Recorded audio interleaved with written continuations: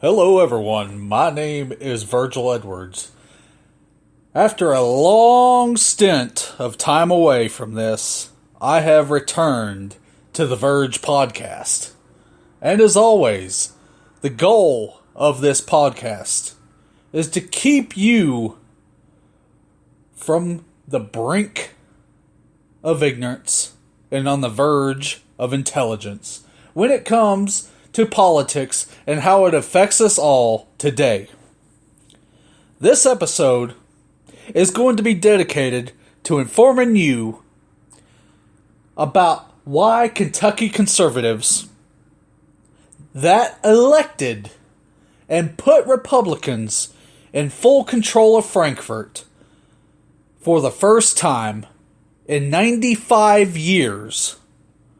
That means control of both House, Senate, and the governor's seat. For the first time in 95 years, the Republicans control Frankfort. And you know what?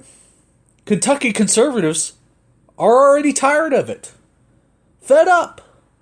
Completely over it. You know, this historical time was the moment that Republicans in Kentucky were supposed to be able to say, you know what? We're taking our state back.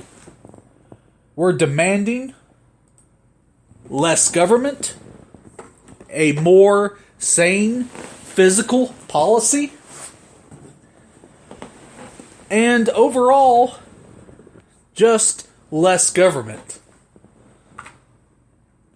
But what have we honestly had in Kentucky since the Republican Party took over Frankfort for the first time in 95 years? I will tell you what we've had. We have had scandal after controversy after scandal. You know, we've had this whole public pension crisis come to the forefront, which I'm not even complaining about that, because it needed to be brought to the forefront. It needed to be publicly discussed. But then we have Governor Matt Bevin coming out with unnecessary, uncalled for comments about public employees, public teachers. And I'm like, you know, even if what he said was true, why did it need to be said? It was unproductive, counterproductive, and overall just a complete waste of time. You know. And then we have this whole situation with now former House Speaker Jeff Hoover. You know, it's ridiculous. He admits to committing infidelity on his wife. He admits this. He admits to texting someone inappropriately, texting another woman,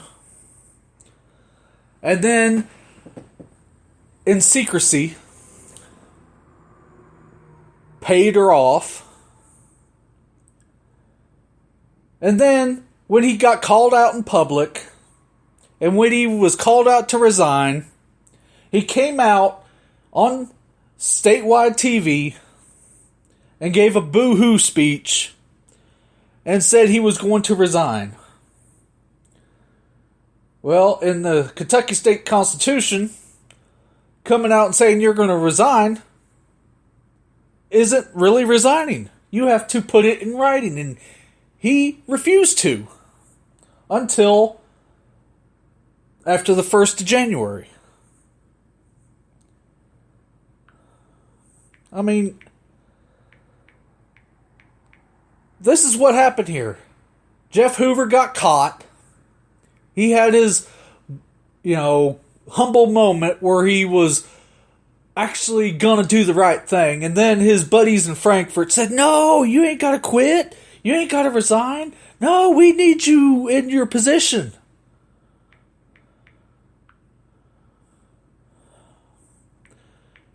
It's ridiculous. It is completely ridiculous how we've had to put up with Jeff Hoover. He needs to be gone completely, 100% gone.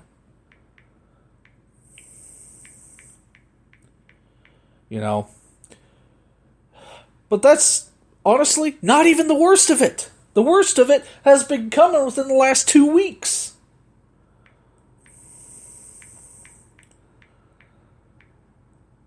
We happen to be in a re-election year. And these politicians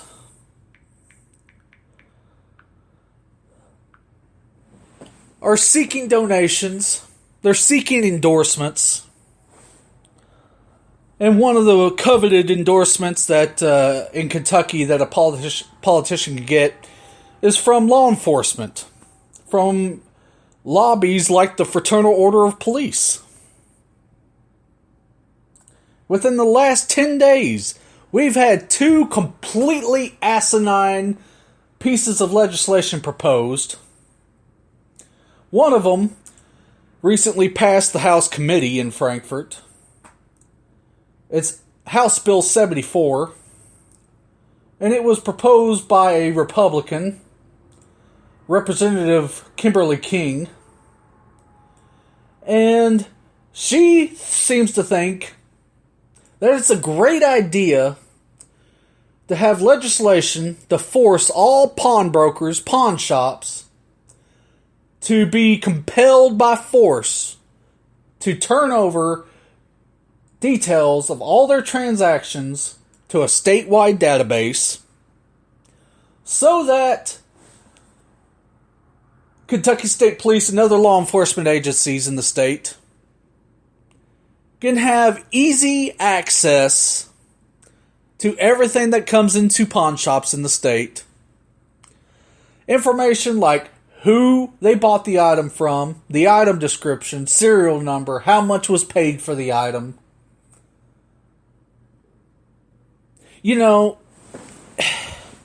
And for people that don't think too much about the United States Constitution, for people that are so blinded by their trust for the police, they might cheer for this. They might think, oh, this is a great thing. It'll help people when they get their items stolen. They might get them back, and they might get them back a lot faster. But here's another part to this bill. Not only is the business going to be forced out of their Fourth Amendment rights, because mind you, the Fourth Amendment says you have the right to be secure in your person and your papers from unwarranted searches and seizures. And that's exactly what this violates. If the police have a reasonable cause to believe that something stolen was peddled at a pawn shop, excuse me, they go and get a warrant, an individualized warrant from a judge. This legislature wants to cut that whole process out and just allow the police to have a database that they can search through anytime they want. This is 2018. We've seen far too many examples of the government, of the police, abusing their authority, abusing their access to information. Another part of this bill is that the items that these pawnbrokers, pawn shops take in, they're not allowed to sell for 12 days. This legislator, Representative Kimberly King, wants to hold business hostage for these pawn shops for 12 days. And I'm like, are you insane? You know, another piece of legislation being proposed is that when people are charged with a felony, this legislator, I need to get more information on this, but this legislator wants to automatically have the DNA of these people charged with a felony tested. They want the DNA collected, and then, if the person's found not guilty, then we just destroy the DNA sampling. Really? You know, why would we collect DNA samples on someone that's charged with a felony? You know, if it's felony tax evasion, why would we collect DNA evidence? If it's felony fraud, why would we collect DNA evidence? Why would we collect DNA evidence on any crime that doesn't involve physically harming another individual? It's ridiculous. Again, it's a legislator that wants to bypass the Fourth Amendment to the United States Constitution. These legislators are trying to shirk off more and more responsibility to the executive branch. You know, it is ridiculous. I mean, why on earth would we accept the notion that you could just be charged with a felony and then you'd have to be forced to give up your DNA? I mean, it costs me and you $60 to $100 to go online and order one of these DNA kits like 23andMe or Ancestry or whatever, spit in a tube, mail it off to get limited information. How much do you think it's going to cost the state for each DNA sample to be analyzed in detail so that it could be held up in a court of law?